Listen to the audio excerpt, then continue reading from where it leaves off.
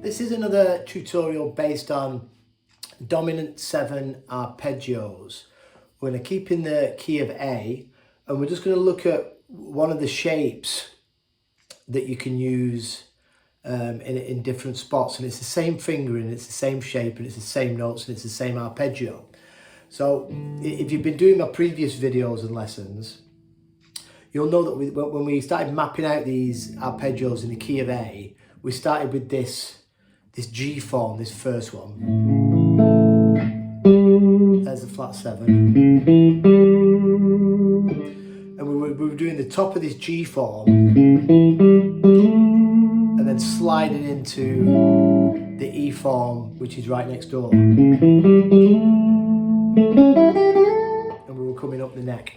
But we're just going to concentrate on this first part of the arpeggio. So it's root. Remember, the arpeggio, when you do them on in any spot of the neck, we do root, third, fifth, flat 7, and then back to the root, in that order. So when we do a full shape, we're actually going through it a couple of times. But if we just do the 4 from the G shape, we get that. So take note of what fingers I'm using. So it's ring finger on the root. So then the next note is the major third, which is the 4th fret of the A string, and we use our middle finger. And then we're going to jump over with our first finger and grab the 5th, which is this E note, 2nd fret of the D. And then we reach over with our 3rd finger and grab the 5th fret of the D, which is our flat 7. So we've got. So what we're going to do today is just learn that shape in a couple of spots where a couple of the arpeggios exist, but we're going to do it for the 1, 4 and 5 chord. But we're going to do nothing different other than just change the position of the neck that we do it on. We're just starting from a different root. So for A, we're going to start on this one. That's our full arpeggio, root, 3rd, 5th, flat 7. So if we now take our A string and find an A, we've got an A here at the 12th fret of the A string. If we do that same lick, same fingering, starting on that root, we get exactly the same thing. It's just a little bit closer together because we're higher up the neck.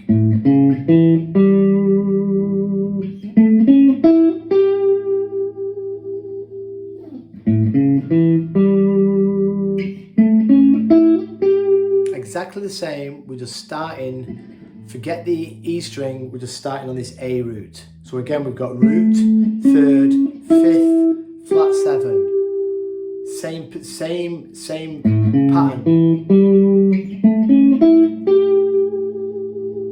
And then if you want, you can always slide back into that root and it takes you into the next shape. We can do the same with this one. So this is the C shape, and then it takes us into the A shape. This is the G shape, which takes us into the E shape.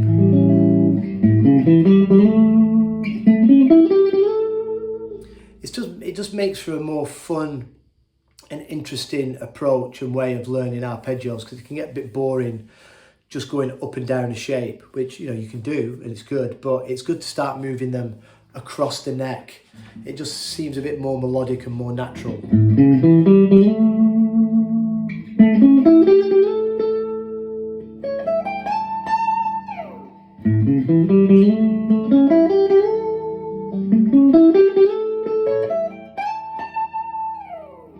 So if we want to move around the 12-bar blues in the key of A, so we've got A, so our next chord is D.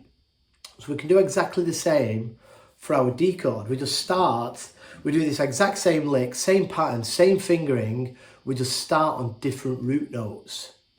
So whereas the first one we started on the A, wherever it may be. If we come to our D chord, we look at the E string, where have we got a D? right there on the 10th fret of the E is our D. So again, if we do that same position, same fingering off that note, we do the same thing but D. So that's your D7 arpeggio, root, third, fifth, flat 7, and then slide into the root. So this would be, so there it's your G shape for A. Here, where we do it for D, is your G shape for D. And then if we slide into that root, it puts us in an E shape for D, exactly the same as what we did for the A. It's just up here.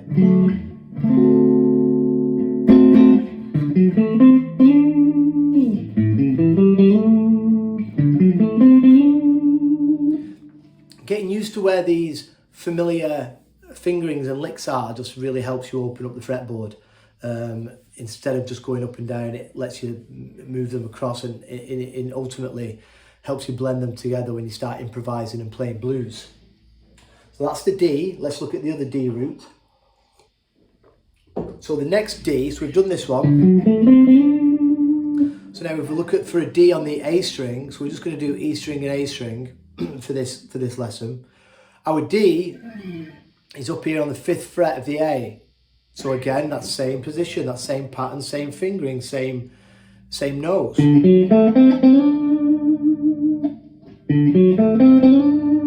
Exactly the same notes as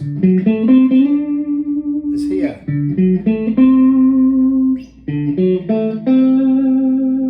And if you look at that D there, this D here, the C shape, is directly under the first A that we did.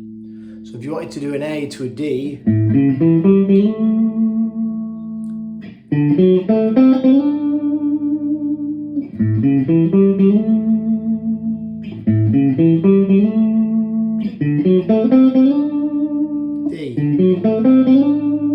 D here. Look how close they are together. So this A1 is close to this D1. All you got to do is know your root notes on your E, low E and A string. So if you don't know them 100%, then go and know them 100%, because it will make this exercise much easier and much more fun. And you've only got to find an A on the low E, an A on the A string, a D on the low E and a D on the E string. And then what we do when you think about going to the 5 chord, which is E, is if you look at the 4 chord, the E chord, you can always just find a whole step up from it. So just 2 frets up. So here where we did the D, sorry, let's work on this one, low E string, D. If we bring that up a whole step, there's your E. Again, same fingering, same pattern.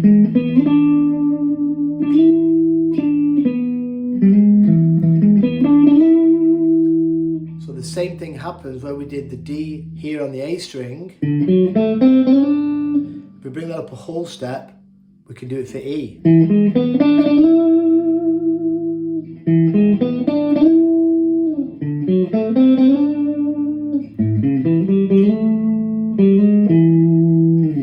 And you can start playing these arpeggios. This is a very basic approach. This just gets you moving them around rather than just doing A all the time. You can do it in a 12-bar blues kind of setting. So you could do A, D, back to A, back to D, then E, back to D, back to A, and one last go on E.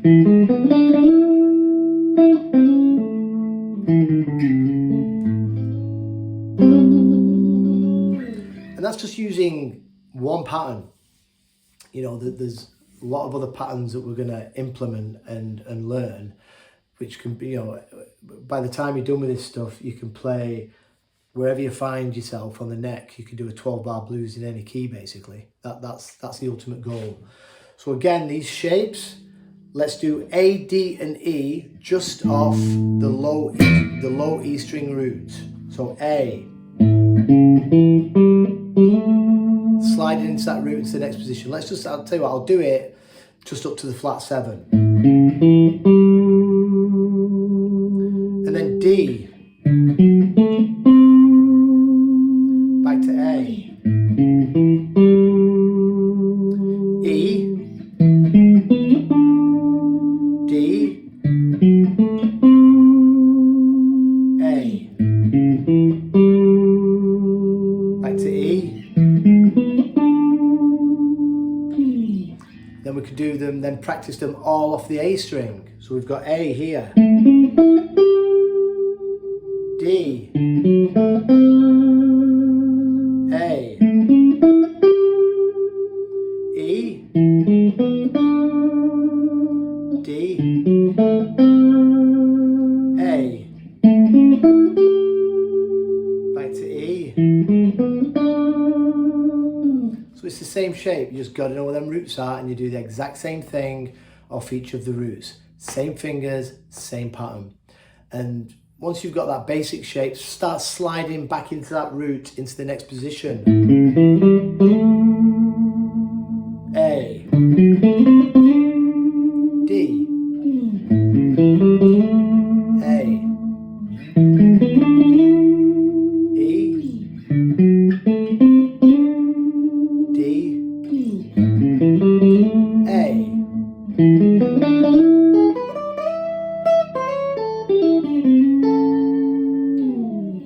Adding little bits in as we go along. If you keep building on this stuff and just keep practicing it, committing it to muscle memory, this stuff comes natural and you just automatically start doing it. And it just lets you look at the fretboard as one big thing rather than just being stuck in these boxes. All right, cool. Let me know if you've got any questions on that stuff. If you want any more details or any shapes in specific, you know, doing separate lessons on, just leave me a comment.